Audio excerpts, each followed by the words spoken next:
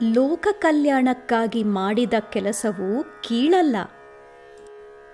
ಒಂದಾನೊಂದು ಕಾಲದಲ್ಲಿ ಇಕ್ಷ್ವಾಕು ವಂಶದಲ್ಲಿ ಪುರಂಜಯ ಎಂಬ ಒಬ್ಬ ರಾಜನಿದ್ದನು. ಅವನು ಮಹಾನ್ ಯೋಧನಾಗಿದ್ದನು. ಒಮ್ಮೆ ದೇವತೆಗಳು ಮತ್ತು ಅಸುರರ ನಡುವೆ ಯುದ್ಧವು ನಡೆಯಿತು. ಆಗ ಇಂದ್ರದೇವನು ಪುರಂಜಯನನ್ನು ಕುರಿತು, ಈ ಯುದ್ಧದಲ್ಲಿ ನಿನ್ನ ಸಹಾಯವನ್ನು ಇಚ್ಛಿಸುತ್ತೇನೆ ಎಂದು ಕೇಳಿದನು. ಆಗ ಪುರಂಜಯನು, ಓ ಇಂದ್ರದೇವನೇ, ನಾನು ನಿಮಗೆ ಸಹಾಯ ಮಾಡುತ್ತೇನೆ. ಆದರೆ ನೀವು ಎತ್ತಿನ ರೂಪದಲ್ಲಿ ನನ್ನ ವಾಹನವಾಗಬೇಕು ಎಂದು ಕೇಳಿದನು. ಇದನ್ನು ಕೇಳಿದ ಇಂದ್ರನು, ಏನು, ನಾನು ಎತ್ತಾಗಬೇಕೇ?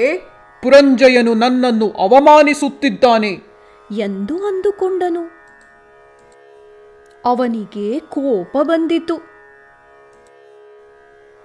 ದೇವೇಂದ್ರನು ವಿಷ್ಣುವಿನ ಬಳಿ ಹೋಗಿ ಪುರಂಜಯನ ಮಾತನ್ನು ಹೇಳಿದನು.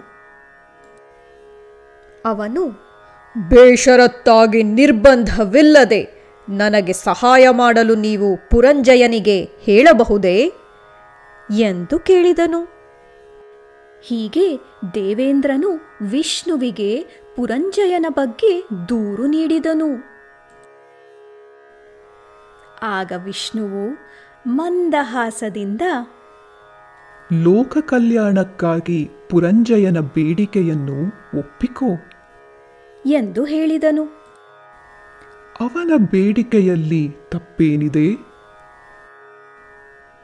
ಲೋಕ ಕಲ್ಯಾಣಕ್ಕಾಗಿ ನಾನು ಮಾಡಿದ ಎಲ್ಲ ಕೆಲಸಗಳನ್ನು ನೆನೆಸಿಕೋ. ನಾನು ಮತ್ಸ್ಯ, ಕೂರ್ಮ ಹಾಗೂ ವರಾಹ ರೂಪಗಳನ್ನು ಧರಿಸಲಿಲ್ಲವೇ? ಆ ರೂಪಗಳನ್ನು ಧರಿಸಿದ್ದಾಗ ನಾನು ಎಂದಿಗೂ ಅವಮಾನವನ್ನು ಅನುಭವಿಸಲಿಲ್ಲ. ಅತಿಯಾಗಿ ಚಿಂತಿಸದೆ ಲೋಕ ಕಲ್ಯಾಣಕ್ಕಾಗಿ ನೀನು ಪುರಂಜಯನ ವಾಹನವಾಗಿ ಎತ್ತಿನ ರೂಪವನ್ನು ಧರಿಸು. ವಿಷ್ಣುವಿನ ಮಾತುಗಳನ್ನು ಕೇಳಿದ ಇಂದ್ರನಿಗೆ ತನ್ನ ತಪ್ಪಿನ ಅರಿವಾಯಿತು. ಅವನು ಲಜ್ಜಿತಗೊಂಡನು. ಅವನು ಎತ್ತಿನ ರೂಪ ಧರಿಸಿ ಪುರಂಜಯನ ವಾಹನವಾಗಲು ಒಪ್ಪಿದನು. ಎತ್ತಿನ ಗೂನಿನ ಮೇಲೆ ಕುಳಿತು ಪುರಂಜಯನು ಯುದ್ಧ ಮಾಡಿ ಜಯಶಾಲಿಯಾದನು. ಎತ್ತಿನ ಗೂನನ್ನು ಕಾಕುದಿ ಎಂದು ಕರೆಯುತ್ತಾರೆ. ಈ ಕಾರಣಕ್ಕಾಗಿ ಅವರು ಕಾಕುತ್ಸ್ಥಃ ಎಂದು ಪ್ರಸಿದ್ಧರಾದರು. ಹೀಗೆ ಅವನ ವಂಶವು ಕಾಕುತ್ಸ್ಥವಂಶ ಎಂದು ಪ್ರಸಿದ್ಧಿಯನ್ನು ಹೊಂದಿತು. ನೀತಿ: ಲೋಕ ಕಲ್ಯಾಣಕ್ಕಾಗಿ ಮಾಡಿದ ಯಾವ ಕೆಲಸವೂ ಕೀಳು ಎನಿಸಿಕೊಳ್ಳುವುದಿಲ್ಲ. ಕನ್ನಡದಲ್ಲಿ ಸಾವಿರಾರು ವಿಡಿಯೋ ಚಿತ್ರಕಥೆಗಳು, ಆಡಿಯೋ ಪುಸ್ತಕಗಳು ಮತ್ತು ಕಥೆ ಪುಸ್ತಕಗಳ ಸಂಗ್ರಹಕ್ಕಾಗಿ ಗುರುಕುಲ.comಗೆ ಭೇಟಿ ನೀಡಿ.